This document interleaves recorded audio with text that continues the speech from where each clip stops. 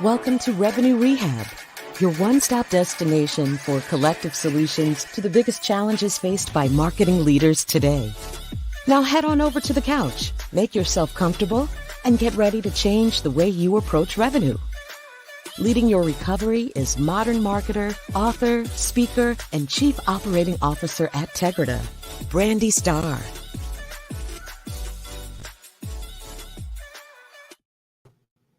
Hello, everyone, and welcome to another episode of Revenue Rehab. I am your host, Brandi Starr, and we have an amazing episode for you today.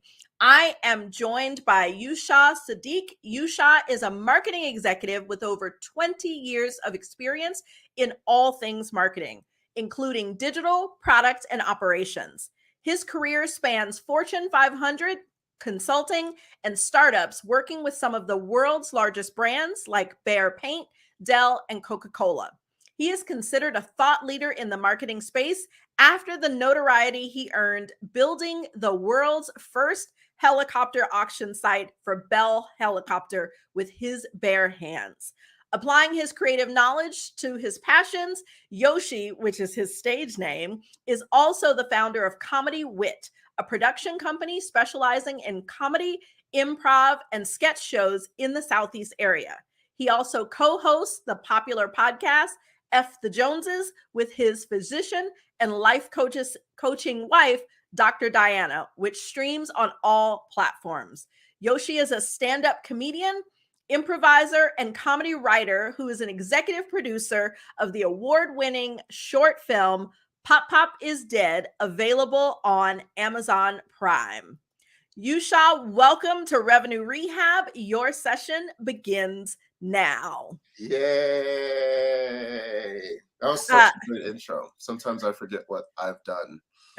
And I have to say, I've known you for a while, but I did learn some interesting things reading your bio. I did not know you were a stand-up comedian and improviser. Improv is something I have always wanted to learn.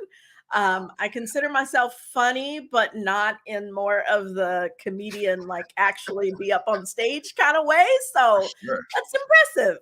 Yeah. Improv is one of the things that I got into years ago, but it definitely has helped from a career perspective, just because within improv, you get to learn how to listen. And it's been one of the things that I've applied to my professional career. And it's been so helpful just being in a room, being able to listen, being able to spit back what people are saying, and then also be able to sort of synergize that information and tell them, okay, this is what to do with that. It's a very much yes and kind of philosophy that I've taken from stand-up and the stage into my professional career. So it's been super helpful.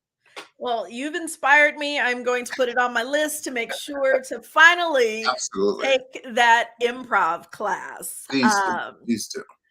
And so as we get into our conversation today, I like to break the ice with a little woo-saw moments that I call buzzword banishment. So tell me, what industry buzzword would you like to get rid of forever? Okay. There's going to be some thought leaders that do not like me for saying this, but can we please get rid of the funnel? I want the funnel to just be gone. And I know it's been part of sort of just the marketing technology speak for such a very, very long time. It's in everything that we do. But man, we use it way too often. And I think it's get construed because when you think of the funnel, you think of the only thing that the funnel is, which is this, V-shaped thing of start to bottom, right? Yes. And the reality is the buyer journey and what we're talking about today is completely not this. You know what I mean? It's more like a loop-de-loop kind of thing. And it's like, why do we keep talking about this funnel? So I may even still use it, but if we could get rid of it and replace it with another word, that'd be great for me. Yeah, my issue with the funnel has always been the notion that people fall out of the bottom. Like, it's like you think about the visual, and I've even seen videos where they animate where it looks like people are jumping in, and then you see the people fall out at the bottom. Like, that just doesn't feel like a good experience. It's such a good point. It's like you drop through and then where'd they go? Right. My son plays Minecraft and they call it the void or the neither. And that's Yeah. like the place where you just like fall into the nothingness. And that's what the funnel feels like. So I am with you. I am good to put the funnel in the box and to tie it up Right. and to toss it. Put it somewhere And else, and then we'll go back to it when we need it. But right now, yes. we can just move on forward from there. But yeah. Perfect. Well, now that we've gotten that off of our chest, tell me what brings you to Revenue Rehab today? Well, my belief is I feel like we need to change the way we think about the customer experience and changing the buyer journey overall. And the way I think we need to do that is to redefine what that buyer journey looks like. And in terms of redefining it, I just think we have to include all the things we are now learning from the digital experience and from the digital realm back into that buyer journey. As we talk about the funnel has always been defined, like you said, right? This little V shape where it starts at the awareness level, consideration, decision, and then you purchase, right? And now it's like, well, that's really not the reality of it. It's actually more like a funnel that goes like this and then continues on to another funnel that goes. So it's like this super hyper loop kind of thing. What I call it sort of the figure eight, where there's an owner perspective and then there's a prospect perspective. And in the prospect, there's a whole bunch of stuff that you do. And then when you actually own the product, there's a whole bunch of stuff that you have to do when you own the product. And then those things sort of interloop because the people who are going to buy more of your product already own your product. We know this, right? Especially in B2B. So what do you do to cultivate that? So it's really just around what I want to talk about as much as possible is how do we redefine what that buyer journey actually looks like, bringing in all the things that we've learned now in the past couple of years around digital and the way that people are getting tagged and the way that information is getting shared among different networks, and how do we bring that information into the entire buyer journey so we can actually have a much better customer experience for people that want to actually buy our products. I love it. And talking about the changing buyer journey is something I've been doing a lot lately. In fact, in episode 10, I got the pleasure of talking to the ladies at RepTrack around some of the data of how reputation is impacting the buyer Yeah. journey and how the buyers are changing. But before we jump into really talking about this, I believe in setting intentions. It gives us focus, it gives us purpose, and most important, it gives our audience a clear understanding of what they should expect from our discussion. So tell me, what are your best hopes for our talk today, or what would you like to be different after our session? I'm hoping that your listeners really get into thinking about the buyer journey and the customer experience as an ongoing experience and as something that you don't stop doing even when you actually do get the customer. Constantly listening, constantly paying attention to your customers and paying attention to your prospects on an ongoing basis is truly the customer experience. And so my hope is that as we, as the improv term, yes, they're a customer, and what else can we learn about them as we keep going on throughout this entire journey? That's what I'm hoping we truly get out of this. I will say amen to that. I am a firm believer that everything ties back to the customer experience. And at the end of the day, if you are in any department that touches revenue, customer experience is what your job is. And, the rest is more the execution of that. So you talked about, the funnel versus the figure eight or the infinity loop. I definitely subscribe to the infinity loop model because it is an ongoing relationship. So my first question for you is around the experience. So we have two things happening at the same time. We have the customer experience and how the customer thinks, how they engage with us.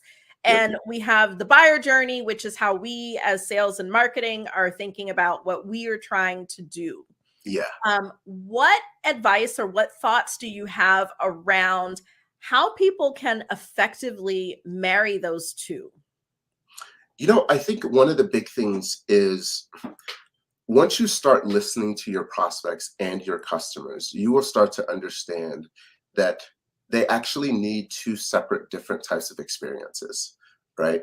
And maybe not even two, probably more different kinds of experiences because you have different kinds of customers. You have customers that are super engaged, customers that are just new customers, then they just got your tool. They may be, slow adopters of your tool. They just got it, but they probably won't turn it on for like a month or so. And then you've got customers that get your tool and literally are like hands down, always calling customer service, always calling customer care. How do I do this? How do I do that? How do I do this? Now, the experience that they have online and digitally and the experience with your product now becomes your face, now becomes what they describe as the experience with your company and with your product. Now, that should be different based on what kind of customer that is. And so I think one big way, just really to marry the two, is personalization. I think there's a level of personalization that has to happen that you can do from a customer experience perspective that is super important to that buyer journey. Now, that personalization can happen on a digital front, which is super important because you can personalize the web experience. Now, you can also personalize the actual product experience too, right? Which is the beautiful part about my new favorite thing, PLGs and product-led growth, of just customizing what that looks like. If you've got a type of customer that is just super engaged, well, give them super engaged type of content. Same thing on the web experience. If you got a customer or a prospect that has downloaded 14 of your documents, right? Give them much more. How do you get them into the back, as I'm about to use the word, get them into the funnel, but how do you get them engaged with more people? Really to say, okay, now you've downloaded 14 of these things. What exactly are you looking for? Or how do you actually engage with them to actually say, what's the next thing that you want to find out?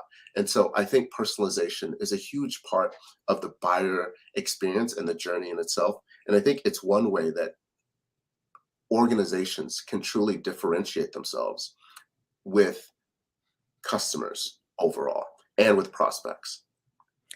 Yeah, I agree. And I think one challenge that I hear come up a lot that Mhm. ties to the ability to do personalization and the ability to really, do the kind of targeting and getting the right things in front of the right people is because the journey has changed so much. Mhm. It's a lot harder for marketers to actually know where people are.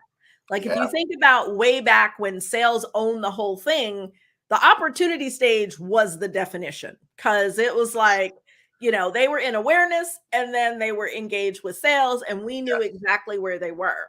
Yeah. Now we don't so much because, I was just talking to a client who we recognized that ROI calculators were actually more of a top of funnel asset for them, Mhm. whereas most people would see them as a lower stage. But For that sure. was like price comparison and understanding the return is something that like people are looking for straight out of the gate. Yeah. And so I had a thought that I want to, get your opinion on one, my idea that just popped in my head, but more importantly, what you've seen work is, we talk about personas when it comes to prospects, but Mhm. as you talked about the different types of customers, customer marketing is something I've done a lot in my career. And we've always just deemed it customer, like these are our customers. But really, we could be giving our customers personas, Mm. like which are those, highly engaged, which are new, which are needy, those sort of things so that we could personalize. What have you seen that has worked in terms of being able to bucket people so that you can effectively give them the right content?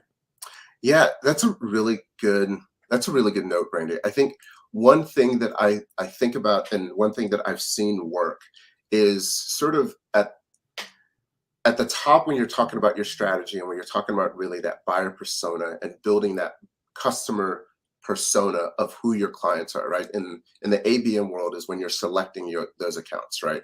When you're selecting those types of accounts and you want to know exactly who they are, it's really defining what type of customer they are all the way through. but it's defining it at the prospect and at the customer level. And it's building it the same way you built out your buyer personas. You know, we used to do the buyer personas, not used to, some people still do. And there's nothing wrong with it, right? Peter, the pipeline generator, let's say your seller revenue, right? Or Tim, the techie technologist, or whatever it may be, right? Do the same thing for your customer and do the same types of marketing activities for your customer, because they're all inside of your ecosystem. Let's say you've got a large email list. Well, the stuff that Tim, the techie person, likes as a customer is going to be different than, let's say, Tom, the techie person, who's a prospect, as a prospect. Those are two very different kinds of things. But I think the way more you segment out that experience, the more you'll get back a whole lot more data. I think just the model, you know, one thing I would say that I think we've gotten rid of this term of spray and pray. We've done it so much with email where we just say, all right, to the entire list, let's see what happens and let's see who reacts. I still fight that battle with some people. Right? And then you get the email open rates, and then it goes down to who actually touched it, goes down to who actually responded, right? It's kind of very much the opposite of that, which is don't spray and pray. You know Tim, you know Tom, you know Peter, you know all of these different types of things. So personalize the experience for them. But the key to that personalizing that experience is constantly testing. Personalization is about testing. Personalization is try one thing, see if it works. If it doesn't work, try something different. And if it does work, double down on it, right? And then try it again, right? It's this constant phase. I don't want to say A/B modeling is like the key, because there's other ways to model and test, but constantly testing, it's definitely going to get you a much better ROI on your actual marketing activities, rather than just saying, oh, let's just spray and pray and see what the marketing gods give us in terms of a return. I think you just have to personalize the experience the same way we've done with prospects. And we give so much to the prospect journey. Do the same thing with the customer journey, right? And do, you know, as you mentioned, it's just about profiling. Profile them the same way that, you know, the ICP that we do for accounts, do the same thing for non-accounts, right? And sort of backwards. Yeah. And I think I have a few takeaways from what you just said. Number one, it drives me crazy that the personas are always rhyming. Like that's always been one of those things. I'm like, why do we have to make all these things rhyme? But I won't get off on that tangent. The more important thing that I took away from that is, while I think that some people get it in terms of what they need to be doing, because I am a proponent of always be testing. Like there should be something that is, you know, being actively tested at all times, in my opinion, and that should be done very strategically and methodically. But the pushback that I hear most often, in that I'll have some clients that they're like, yeah, like I totally get it. I understand we need to be doing that, but we don't have the time or the resources to dedicate to that. And for sure, I almost say, like, you can't afford not to, because if you're just doing a bunch of stuff, you're likely wasting a bunch of time, resources, and budget. But what do you say to people who are like, yeah, I get it, but the reality is we don't have capacity for that? For sure. I always say, I think of testing the same way that you talk about, as, you know, your organization as a consultant, and you guys have to come with that very, you know, great approach of, you should try these things. You can't force anyone to do anything, because you don't know, you know, as your book mentioned, like all the silos and the misaligned agendas and the competing priorities that happens from organizational side, right? You don't know what those things are. So you can only come with the best kind of suggestions that you can bring to the table. I always say, when an organization sort of comes back with that, one thing that I learned, especially in the consulting world, is, okay, let's just do it your way. But what if we take out 10% of your list to see what happens if we did it our way? And then see the results, right? And then if that works, if we get different results, you know, you got 90%, we got 10%. And in this 10%, we saw something different about it. Can we push it up to 15% the next month, right? those email newsletters are going out maybe every month, right? Or some campaign is going out every 2 to 3 weeks. You can always find one niche of one small piece, or take one persona that they're not like great at and use that to actually do the personalization, or use that to do the testing. And they're like, oh, we actually don't talk to Susie, the security analyst, right? All right, you can take Susie, the security analyst, right? And just use that as the test model for you moving forward. Now, as a consultant, you actually get to test within your own sort of subgroup.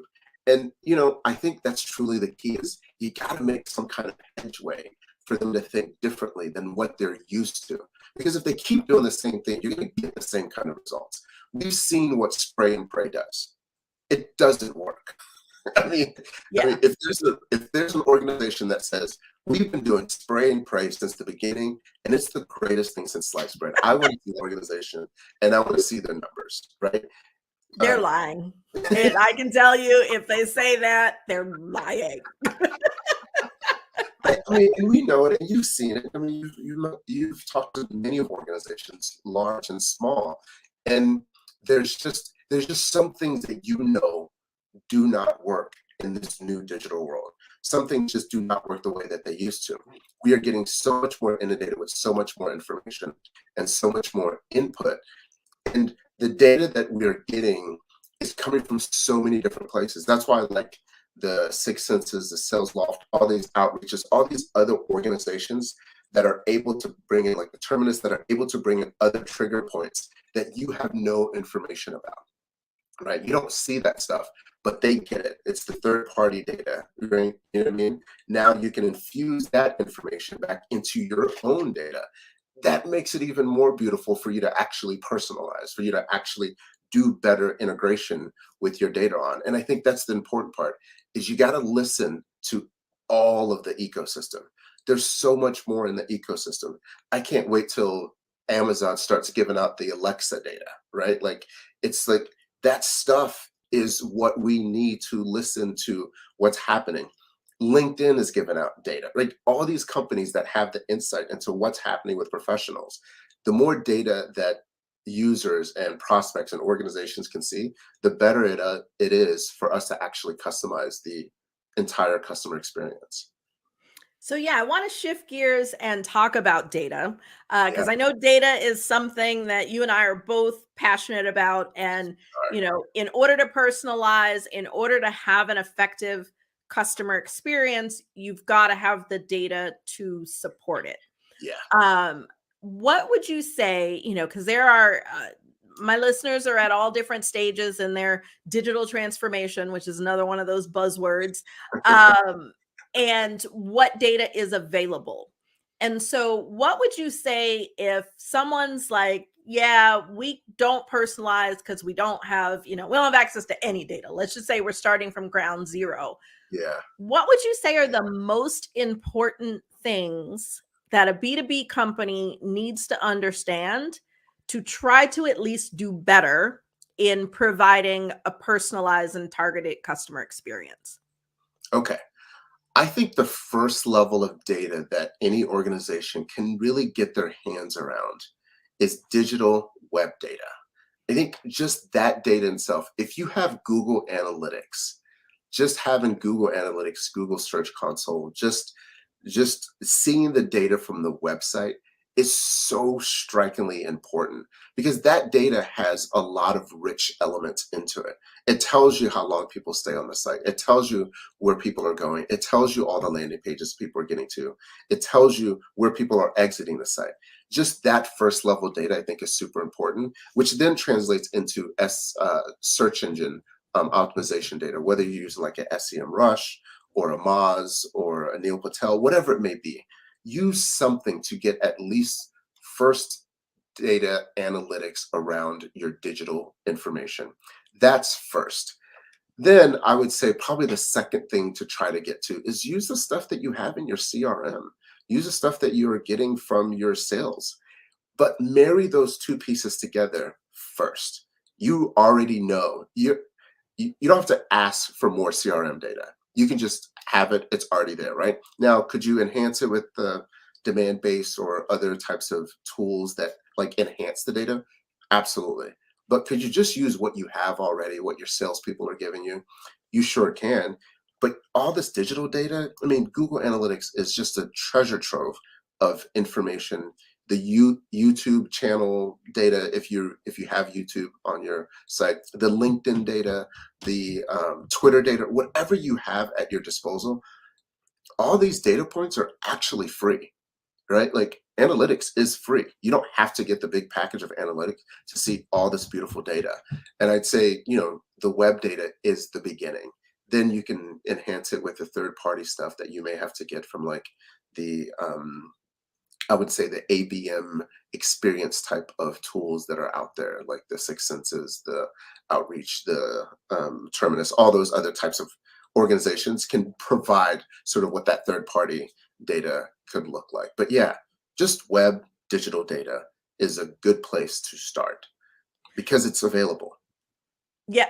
And I think that is, it seems like simple advice, but really sound advice, which is start with what you have. I think, with we are not far after, I think it was a few weeks ago that the MarTech 90 billion at this point, started off as 5,000 was released. And of course, there's thousands more technologies this year than last. Yeah. And because there's so much available, I think a lot of times people default to buy more tech. And right. Sometimes that is needed. Like, I'm not going to say that's never the answer, but a lot of times it really is exactly what you're saying is start with what you have. And the low-hanging fruit, another buzzword, is to marry that data or, in our world, integrate those data sources so that you can start to not have all these disparate metrics, but actually put them together. Yeah, absolutely. And you talked about something earlier that I think is super important, which is all of this is really tied to revenue at the end of the day, right? And anything that touches revenue, whether it's customer service, whether it's product, whether it's marketing and sales, get that data because you already know it. You know that if you have a customer service team, you can get the data of what types of calls that they have. What types of information are you getting from customers? What type of issues are people having? Use that data point. Use the stuff that you're getting from your product. Your product has analytics and utilization tools and utilization metrics in it. Use that data as much as possible. Like you said, use the stuff that you have. It can be powerful already before buying more data. And and I think if need be, hire someone who's really good at bringing all that stuff together. If anything, don't try to solve this B2B marketing sort of ecosystem of revenue by yourself. It's a big honking piece of thing to try to figure out. And if you don't have the staff or someone who's focused on it, it's just get help. Or even someone that understands data at that level. We're going through a big data project with a client right now doing exactly this, which is working with them to bring all their data sources. Like they've got a robust tech stack and none of it's really connected in terms of the data. And so it's about a 6-month project, but we're going through with them, helping them to like figure it out. And one thing that I'm seeing, because I'm a marketer and a strategist, not an analyst. And so as I'm a part of this project, talking to the people that know how to make all the data work, it's really, really interesting, of how these scripts and all these different things come together. Yeah. But it helps me understand why people don't tackle this, because it is a skill set that not everyone has. And so, that's my shameless plug for something that we do help with at Tegrita. I think it's a really good point because like you said, right? Like I've recognized to the same thing. I'm a marketer, I'm a strategist myself, but when I was when I was deep in consulting, we had people that were analysts that did nothing but financial modeling. And they just knew numbers. They saw spreadsheets and were like, I can do this. Yes. And I had no idea, right? Like, I was like, where's the design? You know what I mean? Like, I'd be looking at the spreadsheet.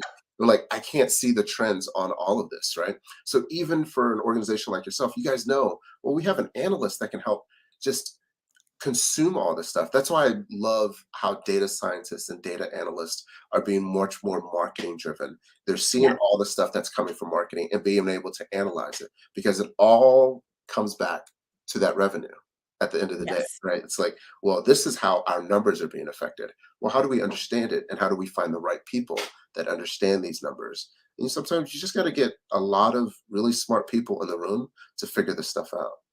Yeah, because you can't influence what you don't understand. And that's the key. It's our goal to influence revenue. But if we don't understand what is happening, how things are performing, then we really are. And a lot of people try to think they're not spray and pray. But if we don't actually understand what's happening, hint, it really is spray and pray. Like I that's mean, what's happening. It's just a yeah, little more strategic yeah. than it used to be. And you might not But even be spraying. You might just be praying for the entire. yes. So, talking about our challenges is just the first step. Yeah, And nothing changes if nothing changes. So, we gotta do the work. yeah, And in traditional therapy, the therapist gives the client some homework. But here yeah, at Revenue Rehab, we like to flip that on its head and ask you to give us the homework. Because when you know better, you do better. yeah. So, can you summarize for us your key takeaways and give our listeners that one thing that they can do to move the needle on improving their customer experience and managing the buyer's journey?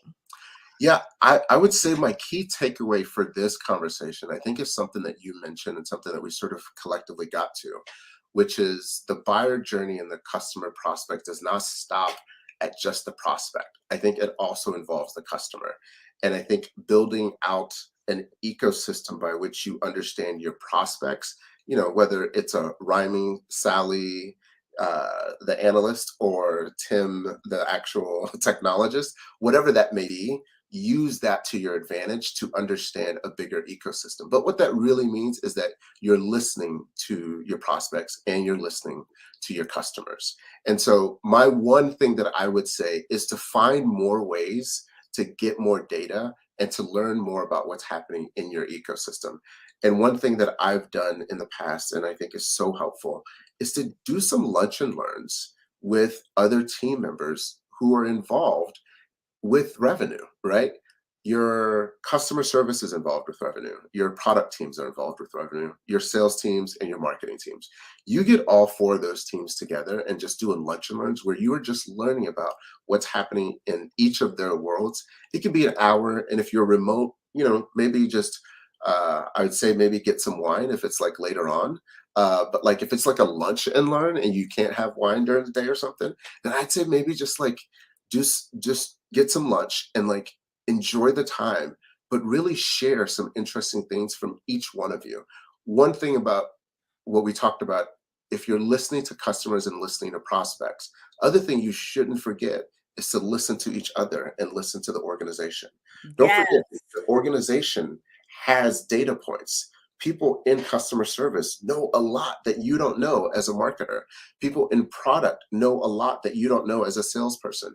Start to listen internally, and that listening will get you so much further. And then you don't have to spray and pray because you're now dealing with actual data points that you know. I think one of the biggest things I learned about Lunch and Learn when I did it a while back, a Lunch and Learn that I did a while back, was we were using acronyms as part of our search engine, and we were paying a lot of money for these acronyms, like just not acronyms, abbreviations. And we learned that no one in the sales was using the abbreviations. No one in product was using the abbreviations. No one in customer service was using the abbreviations. It was just marketing that was using the abbreviations because we saw it on Google search and we're like, oh, this has a lot of people and people are searching for this. And when we dropped it, we saved so much money, like thousands of dollars on not using that. And it never affected any kind of prospecting or never affected anything in the journey that we were going through and in the funnel that we were going through. So we just stopped using that term overall. So I think if it hadn't been for that lunch and learn, we would have never known that that buzzword that we were using wasn't affected and no one was actually talking about it. But we were so married to it because we saw it in some data point that was actually external to us, not internal to us. And I think that's the key is listen internally and then also listen externally, but always keep listening. I don't know if I can patent that, but I like that though. Well, I like the idea of lunch and learn anytime we can involve eating, and especially if there's wine, you can count me in. So I love that as a takeaway. And it is like an easy one thing, even if you can only schedule lunch or virtual coffee or, virtual wine at the end of the day with one person in the organization that may have access to different data and insight than you. That gives you a step in the right direction. Absolutely. Well, Yushau, I have enjoyed our discussion, and that is our time today. But before we go, I want to let you earn a few hubby brownie points and tell me about the F the Joneses podcast with your life coach wife, Dr. Diana. Tell me, what is that? I am so interested. Well, it's a podcast that we started right at the beginning of the pandemic 2 years ago. And we made a move just personally to sort of just shift our whole life goals and objectives into being much more intentional. We moved to a house that was half the cost of what it was. We moved to a much further location. And we just started living with intention. And what we recognized is that we were following this script before we did the move of just keeping up with the Joneses. And what we recognized is we shifted our whole mindset to just be like, F the Joneses, just do us. And so we talk about it. And my wife, she's a physician, and she has, and a life coach, and she's just had conversations with so many physicians, so many women that were just going through this element in their life where they were just not living with intention. And so we started the podcast just as a way to talk about any type of topics that come up with marriage, relationships, but just how to not follow that same script of keeping up with the Joneses. And so when we made the shift, we started talking about it on the podcast. And we talk about everything from the 5 love languages. We talk about kids. We talk about marriage. We talk about really everything that comes up, but living life with intention. And so this podcast is very near and dear to me, near and dear to us. We enjoy it, and we've got a lot of amazing feedback from it. But it's really about just following your own journey as much as possible. And so, check it out. F the Joneses podcast on all streaming channels. I love that. I am one that believes in setting intentions. I have my new moon ritual of where I focus on what what my intentions are for that moon cycle. So I will definitely add that to my podcast playlist. Thank you so much for joining me. I have thoroughly enjoyed this discussion. Thank you, Brandi. This was fun and great. Congrats on the book again. It's such a great read. So thank you guys, you and the other 2 co-authors. Just like it's such a good, hearty, like, oh yeah, this makes sense. Yes, and for those not familiar with the book he is mentioning, it is CMO to CRO, the Revenue Takeover by the Next Generation Executive, and you can access it at revenuetakeover.com. Well, thank you everyone for joining us today. I hope you have enjoyed our conversation with Yushau. I can't believe we are at the end already. So thank you, and we will see you next time. Bye, everybody. You've been listening to Revenue Rehab with your host, Brandi Starr. Your session is now over, but the learning has just begun. Join our mailing list and catch up on all our shows at revenuerehab.live. We're also on Twitter and Instagram at Revenue Rehab. This concludes this week's session. We'll see you next week.